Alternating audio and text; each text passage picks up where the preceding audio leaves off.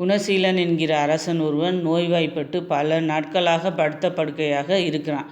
அவனை பார்க்க பல அரசர்களும் மந்திரிகளும் வந்து போயிட்டே இருக்காங்க.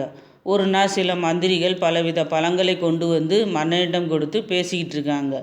அப்போது ஒரு விவசாயி வேகமாக அரசனை பார்க்க வர்றான். காவலாளி தடுத்து நிப்பாட்டியும் அவனை மீறி வேகமாக மன்னனின் படுக்கை அருகே வந்து நிற்கிறான்.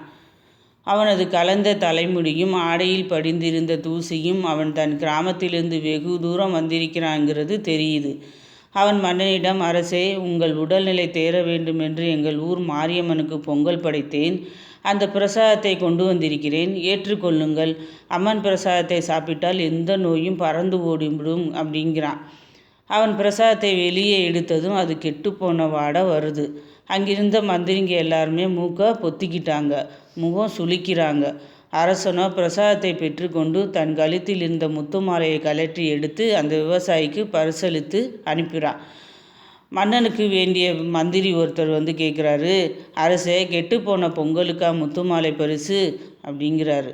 மன்னனோ, அது கெட்டிருந்தாலும் அந்த பிரசாதத்தை நான் சாப்பிட்டு குணமடைய வேண்டும் என்று விரும்பி கள்ளங்கபடமற்ற மனதுடன் தன் கிராமத்திலிருந்து 1 வாரம் நடந்து வந்திருக்கிறான். அவனது அன்பு உண்மையானது, போலித்தனம் இல்லாதது. உண்மையான அன்புக்கு மதிப்பு மிக அதிகம். நான் அளித்த முத்துமாலை கூட அவனது அன்புக்கு ஈடாகாது அப்படின்றான். இதிலேருந்து நாம் என்ன தெரிஞ்சுக்கிறோம்னா, நமது அன்பு உண்மையாக இருந்தால் கடவுளே கையை கட்டி கொண்டு நமக்கு சேவை புரிய வந்து நிற்பார். உண்மையான அன்புக்கு மதிப்பு மிக மிக அதிகம்.